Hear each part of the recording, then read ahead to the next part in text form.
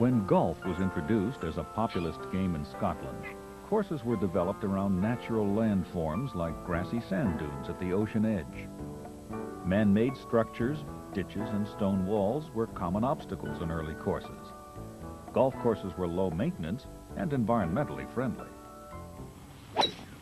Since the early 1900s, natural landforms have been reshaped by golf course designers to accommodate the enjoyment of the game, creating high-maintenance, manicured fairways and shortcut greens. Environmentalists came to view golf course development in general as a contemptuous misuse of natural open space. Golf course watering drew down fresh water supplies, posing a threat to groundwater resources. Many fertilizers and pesticides intended to keep putting greens free of insects, disease, and fungus were identified as pollutants that were poisoning wildlife or leaching into freshwater aquifers. Gas mowers and golf carts contributed to the pollution associated with the burning of fossil fuels. Many environmentalists teed off on the game that, by virtue of its origins, had seemingly abandoned its natural roots and become a real and present danger to the environment.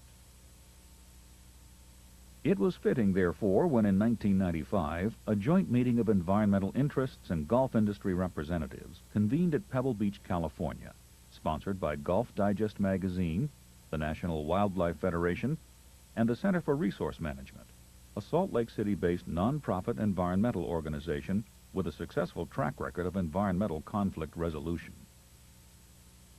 Among the conclusions reached at the meeting was the need for a national demonstration project to establish voluntary environmental principles and guidelines for the development, design, and management of environmentally sensitive golf courses. In March 1995, the first national demonstration project was announced. It would be Widow's Walk, an 18-hole public golf course to be built by the town of Scituate, Massachusetts, on an abandoned 120-acre sand and gravel pit abutting the North River Salt Marsh Estuary.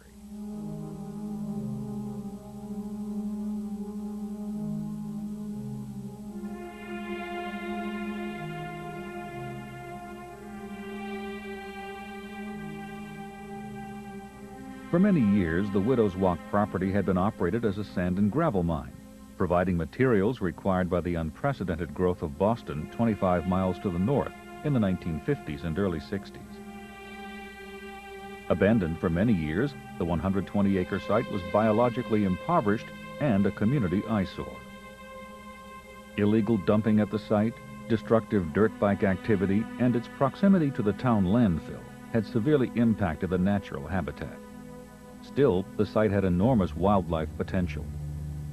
In 1975, a town meeting voted $1.8 million to purchase the property.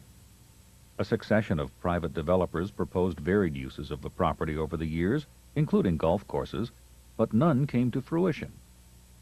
Any town-directed development would have to be financially self-sustaining, create value for the town, and provide public recreational value. Town residents approved a $4.7 million bond in 1994 to build and operate a town-owned golf course on the property. Michael Herdzan of Columbus, Ohio, a golf course architect with a doctorate in plant physiology and considered a pioneer of environmentally sound golf course design, was selected to present conceptual designs. The gravel pit contours and the irregular and severe elevation changes that are characteristic of the site posed both a challenge and opportunity to the Herdzan Fry organization. Mike Herdzan and course architect Bill Kerman visited the site often to survey the land and establish guidelines for development.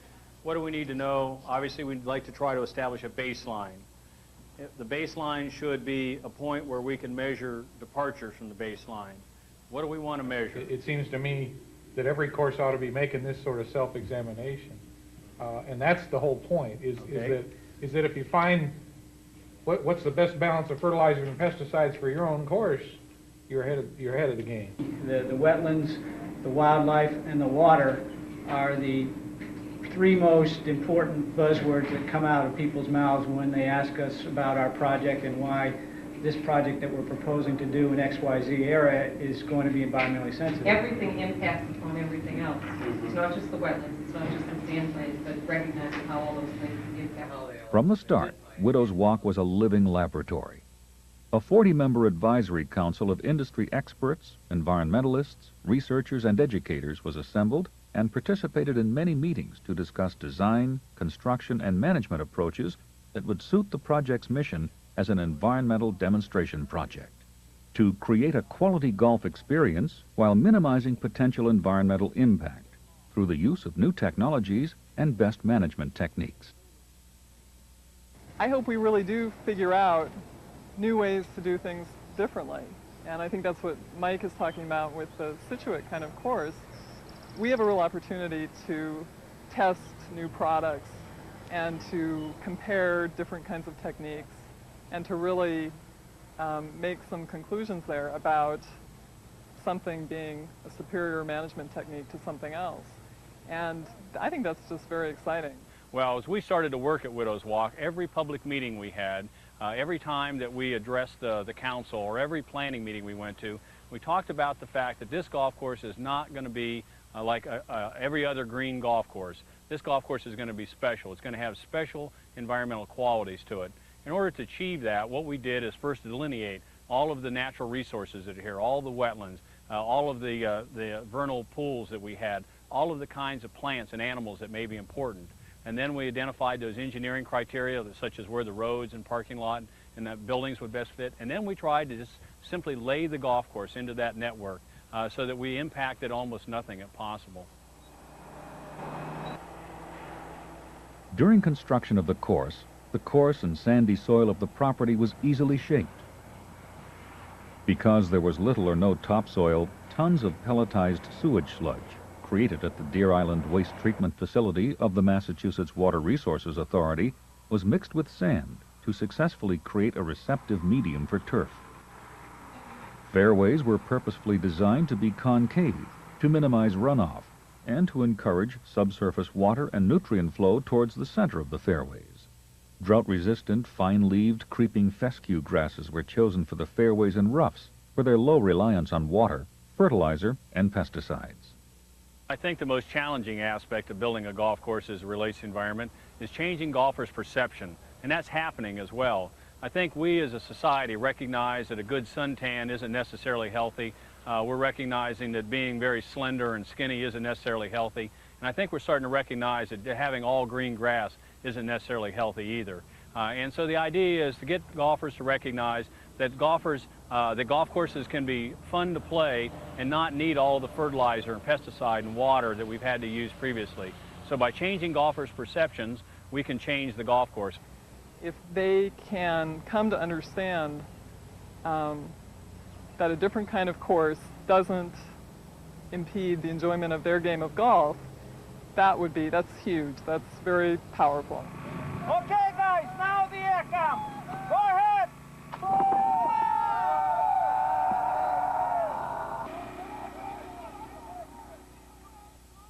Existing wetlands and a new pond were incorporated into the course design to encourage species diversity and wildlife habitat development. Erosion control measures around the ponds were designed to complement and blend with natural surroundings. 3 distinct types of greens have been built at Widows Walk. 6 native topsoil greens, 6 California sand-based greens, and 6 sand and peat greens built to USGA specifications. Materials for the greens, ground coconut husks, peat, and sand, were carefully custom mixed on site. Components were weighed, measured, screened, and blended to assure proper consistency and quality control. The blended soil was then placed on the appropriate green in accordance with its specific type. Computerized monitoring stations built into the greens monitor soil temperature, moisture, and fertility. As an environmental demonstration project, many recyclable materials were used in the construction of the course.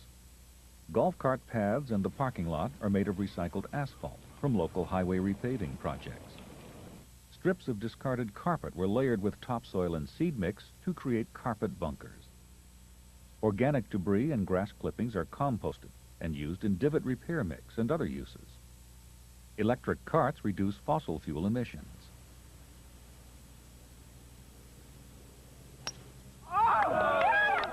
Since the course was opened on July 3, 1997, the goal to limit water, fertilizer, and pesticide use to 50% of typical courses in the Northeast has been realized.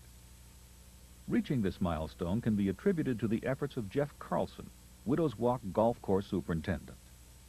Carlson was presented in 1997 with the prestigious Environmental Steward Award by the Golf Course Superintendents Association of America, citing his creative management and dedication to the mission of the demonstration project. I think, yeah, there's a lot of skepticism. There certainly is still some skepticism, and it goes on two levels. You've got the scientific community, and they look at it and say, okay, this isn't pure science. You don't have an absolute control over here, and you have all these different kinds of greens, but how can we tell what's what? And so they say, well, it's not perfect science. Well, so what? It's not perfect science. It's living. It's out here, and it's in the environment. You know, laboratory greens don't work because they're all flat plots in the middle of nowhere. Nobody walks on them. So that, from a scientific standpoint, it's a good experiment. It's not exact science, but it gives you a tremendous amount of information. I've said it to a lot of people. I don't know how we could have done this without Jeff. He was here during the construction. He was here 7 days a week, dawn to dusk with the contractors. He's out there with them. A lot of his ideas were incorporated into the project based upon Jeff's experience and knowledge. Because it's one thing to design a golf course, it's another to maintain the thing. And playing a good golf course requires that the golf course be maintained properly. And if you don't design it so that you can maintain it, it won't be a great golf course. Water conservation is a priority at Widows Walk. A Toro DR2 system, used to control the irrigation system, enables specific programs for the watering of greens, tees, and fairways, minimizing wasteful watering. Integrated pest management, or IPM, and general pesticide use is integrated with traditional cultural management: mowing, fertilization, irrigation. A bioject system applies biological control organisms to the turf, utilizing the existing irrigation system.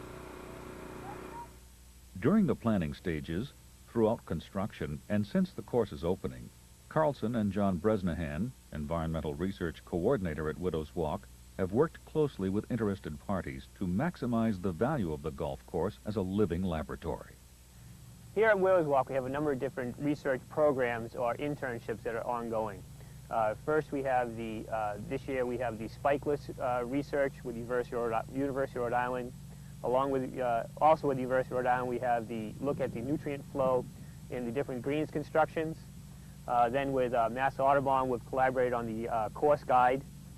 We've also going to have interns from Mass Audubon look at the different fragile plant communities here, such as the coastal sandplain grassland and the coastal beach heather. We're going to look at, with UMass interns, the biological diversity of 3 or 4 of the different wetlands here on the course. And then also, we're going to look at the bioject, or the bioject system, for the biological control of dollar spot on turf grass. Some avian wildlife is not welcome at Widows Walk. Canada geese have long been the bane of a golf course superintendent's existence.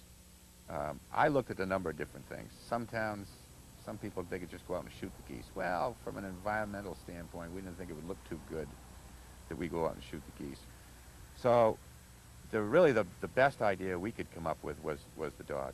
And Lily is trained. She was trained down in Virginia. Most of these dogs that are trained are show dogs. They're all border collies, and so by instinct they're trained to herd. She doesn't hurt the geese. That's not her intent. Her instinct is to herd the geese. She's easy to be with, and she's lots of fun, and she almost on command can go out and chase the geese. She's become a real camera hog. Whenever there's a photographer around, she jumps right in the water and starts chasing the geese around. So she's been a dog. Widows Walk has established itself as one of America's top environmentally sound golf course developments and is counted among the 10 best new public golf courses in 1998 by Golf Digest. It is clearly an asset to the town of Scituate and a model land reclamation project. As a golfing experience, Widows Walk is a challenging course with holes laid out to fit among the site's natural resources. Widow's Walk's success as an environmental demonstration project is reflected in the awarding of Golf Digest's Environmental Leadership Award. Sound golf course design, sensitive management, and the willingness to protect habitat and create wildlife opportunity makes Widow's Walk more than just a golf course. As an environmental scientist, I've had an actual hand in helping to improve the habitat of an area, to encourage biological diversity, and to help enhance the habitat so that bird species can come in. We're doing real work here at Widow's Walk to improve the wildlife and the environmental sensitivity of golf course management. That's one thing I'd like to see, is that if we can transfer some of what we're learning on these cutting-edge progressive projects and really make that accessible and affordable and understandable by some of these existing courses, and give them some tools to correct or improve some of the things that they're doing, that would be huge. In the 1950s, when the golf boom really began after the Second World War, the most important thing was just to produce a golf course, a place to play. And then as technology came along with all the wonderful chemicals and all the wonderful processes we had, we started to apply those to golf courses, and we made them picture perfect, maybe too perfect, almost too plastic. What we're seeing here at Widow's Walk is a return to the basics, return to the natural. So this golf course, I believe, is the future of what golf is in America.